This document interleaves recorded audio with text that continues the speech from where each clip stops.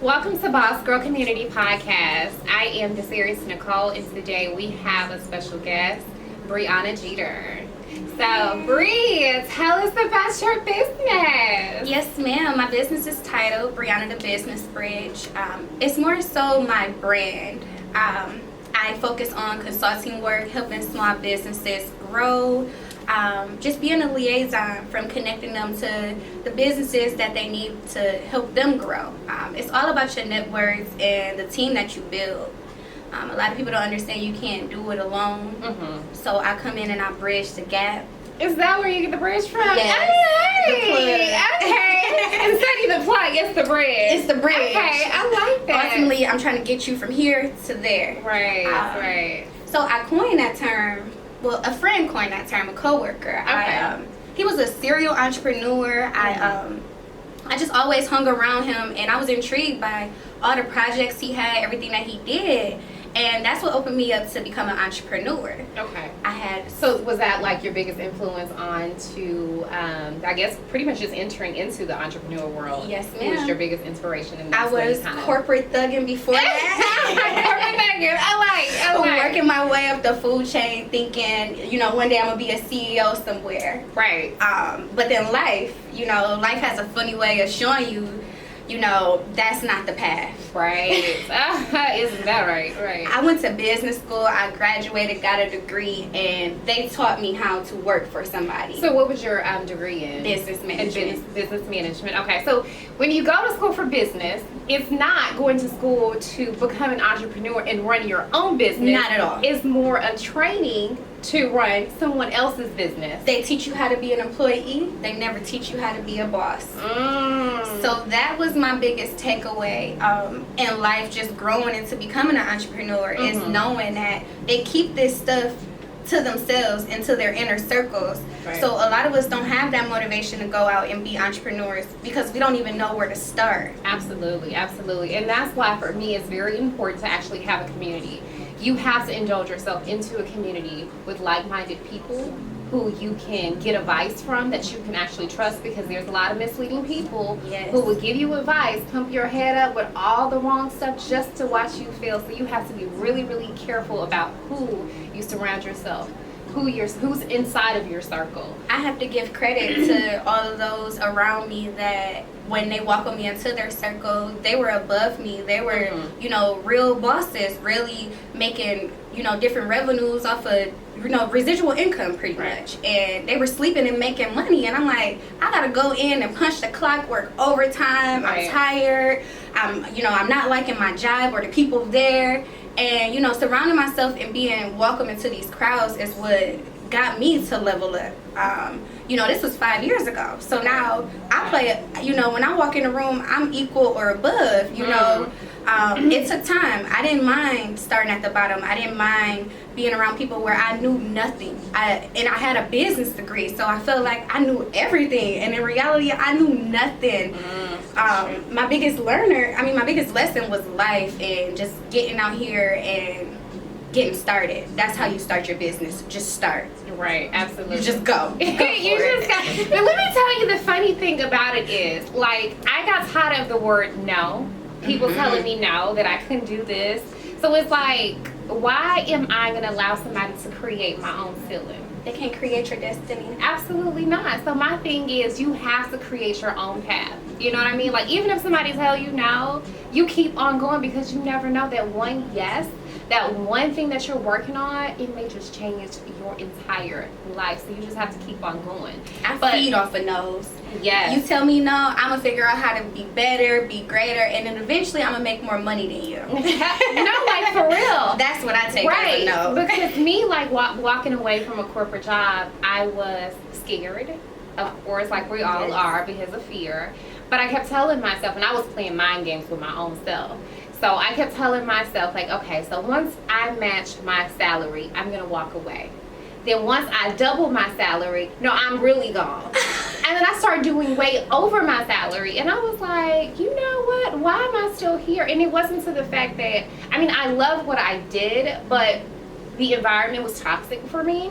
And then you know when it's time for you to leave, because God gonna push you out. Girl, He ain't gonna give you an option. no, but it's just a simple fact that you'll wake up every single morning dreading going to work.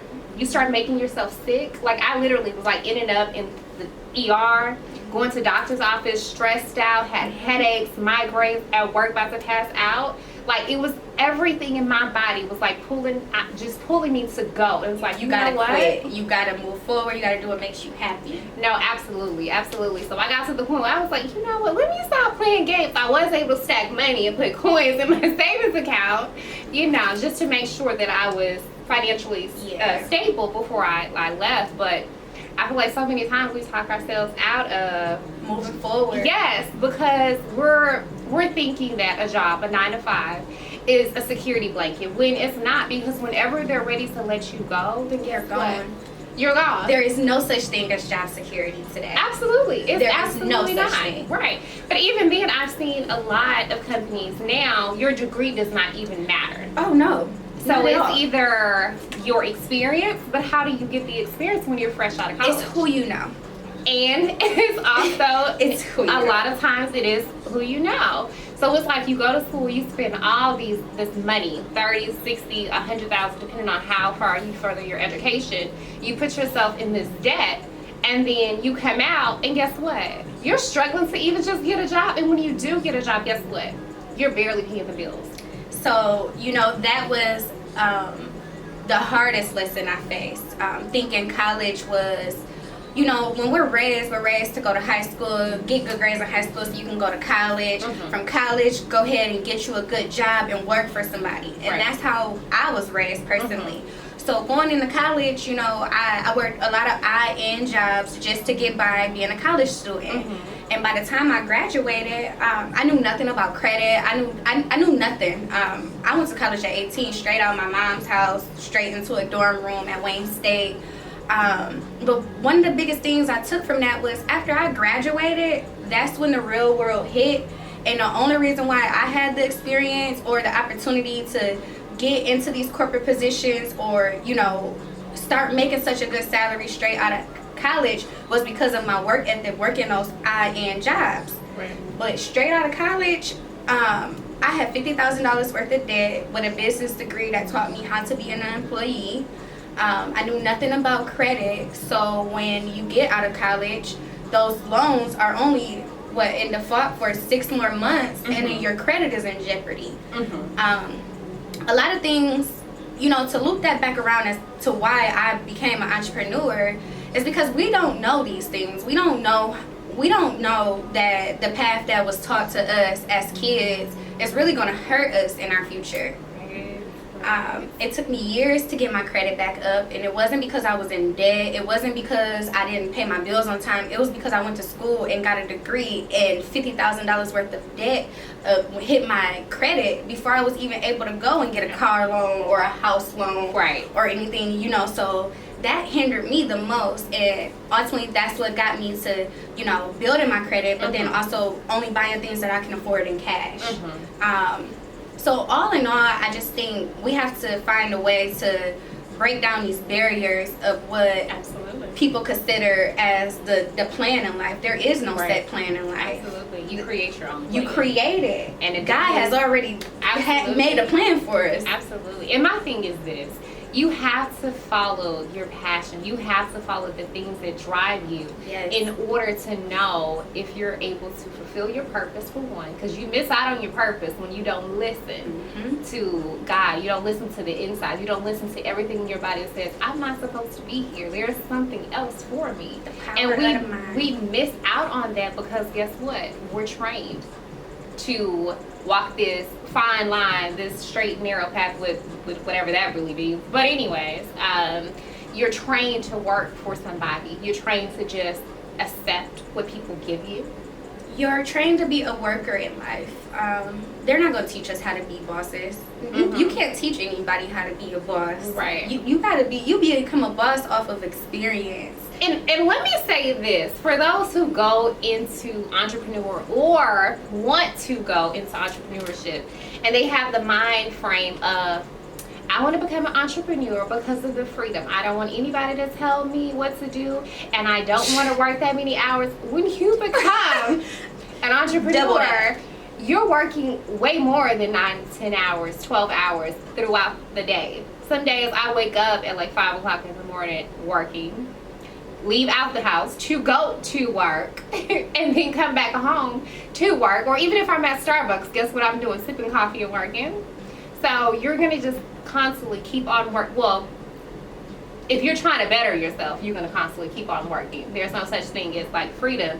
It's all about just living the life you want to live as an entrepreneur. I don't mind doing what I do. I don't feel like I'm working, even though I'm putting in a lot of hours, a lot of sleepless nights, 3 a.m. mornings, just to get started, to get my tasks done before I clock into work. But I don't feel like I'm working. I feel like I'm walking in my purpose. I feel like ultimately I'm educating myself and gaining. When you're an entrepreneur, you still got to train. Practice makes perfect. You still got to educate yourself. Absolutely.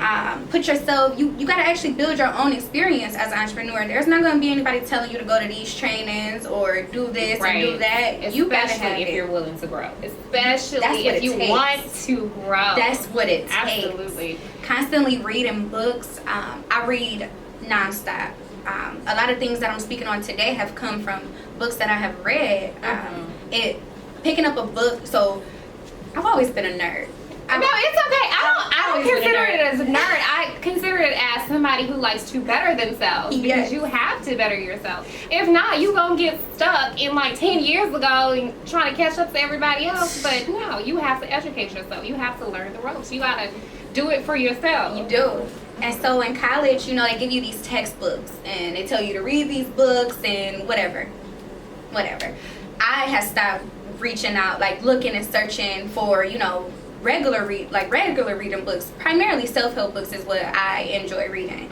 So it took me like a year after college. I hadn't picked up a book. I just graduated and I'm like, oh my God, I'm not teaching myself anything. I'm not feeding my brain. And I felt like nothing. I was just going to ask you, don't you feel empty? I feel empty. You feel empty when you're not feeding yourself education, self-empowerment.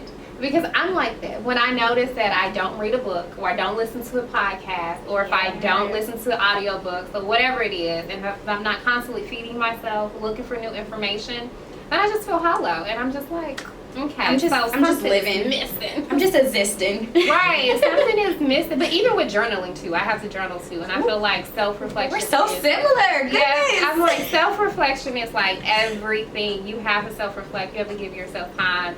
And the morning time or at night time or twice a day, you have to figure out like, okay, how do I want this day to be? What did I learn the day before?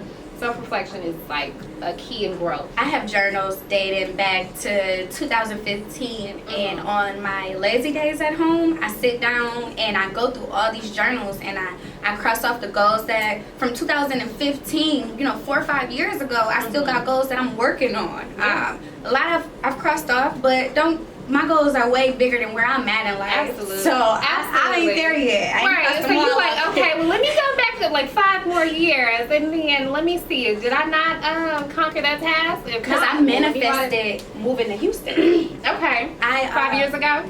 I didn't even know. Okay. 5 years ago, I manifested moving to Houston. So where did you move from? Detroit, Michigan. Okay. So how was the move? Everything. Okay. Detroit, if you can make it in Detroit, you can make it anywhere. It taught me tough love. It taught me how to get it out the mud. It taught me how to grind. But coming to Houston, it's like a world full of entrepreneurs, a world full of successful Black individuals. And so moving here, I've been surrounded by all great people, all successful people, and it's changing me as a woman and helping me walk more in my purpose. Okay. Houston just gives you something. So were you scared, like moving, like making that transition from Detroit to Houston? Were you scared? No? So you was comfortable. You was like, okay, this is where I'm supposed to be. This is where I'm going. Okay. Yes. I love it. I love it. When it was time for us to make the decision to move, God had already mapped it out for me.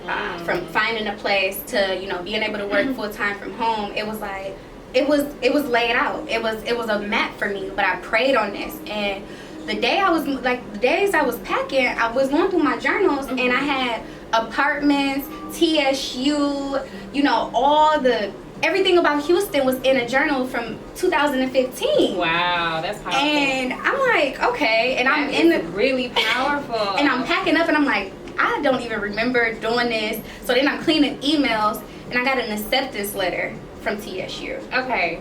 Never even seen it. Oh wow. Never even seen it. And it was just like, so now if I do go back to school, it'll be TSU for law school. However,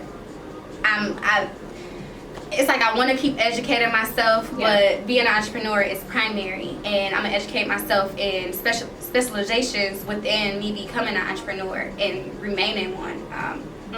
Looking now, it's like if I go to law school, I'm still probably gonna be working for somebody. So I mean, unless you private practice, right? Because you're gonna need the experience first before you could open up your practice and stuff like that. But I have a question for you. Yes, ma'am. So if you can tell your 20-year-old self, 20-year-old Breona, something that you know now that you didn't know when you were 20 years old, what would that be? Control your thoughts. Control that mind of yours. Why did you say that? I put myself in a box all my life. Okay. I didn't do hair, I didn't do nails, I didn't rap, I didn't sing. I'm like, I don't have no talent. How am I ever be rich? You had a talent. Never even knew. Surface talent, right? So all those years, I'm saying these exact words. I don't sing, I don't rap, I don't do hair, I don't do nails. How am I ever gonna get rich? And I'm repeating this, and I'm smashing this into my subconscious mind to the point where now I'm believing it. Now I believe I don't have any talents. Now I believe, like, okay, go to this business school and be a worker and just be the best worker ever and climb that ladder. But the moment I picked up those self-help books after college, and it took me reading, and it really broke down how to control your thought process. Yes. One of the biggest things that I tell everybody around me for college, there were so many distractions. Life just, I shouldn't have graduated. Well, I'm not going to say I shouldn't have graduated, but the way that life was going for me, I wasn't going to graduate. But between all the IN jobs that I had, or all the people trying to get me to party every night, I'm like, I'm only in Detroit for one reason, and one reason only, and that's to graduate. I love that. Over and over and over again. I got that statement stuck in my mind to the point where whenever a hurdle came up, whenever somebody told me no, whenever a job would be like, you can't get time off for your midterm, I'm like, okay, I quit, because I'm only here to go to school and get my education and graduate. Right. I'm not here to work minimum wage for you and miss out on school. I left a lot of career positions just to be an entrepreneur. And I love something that you said. You was like, you felt like because you didn't do hair, because you didn't do nails, and really when I think about that, it relates to like the beauty industry. And so many people think just to be an entrepreneur, you have to be in the beauty industry. And there's like a whole different world, a whole different realm. To be in the beauty industry, to be an entrepreneur, just like you're not in the beauty industry. No, and I found my way. I had to realize I don't sing, I don't rap, I don't do hair, I don't do nails. So how am I gonna eat? How am I gonna be an entrepreneur? So that's what made me create Breona the Business Bridge. I build websites. I've self-taught myself how to build those, and I also manage artists. I'm a talent manager. So you don't gotta sing, you don't gotta rap, you don't gotta be the front of the line. I'm the back of the line. So any ideas, any talents, anything that you have, I'm supporting all my black people.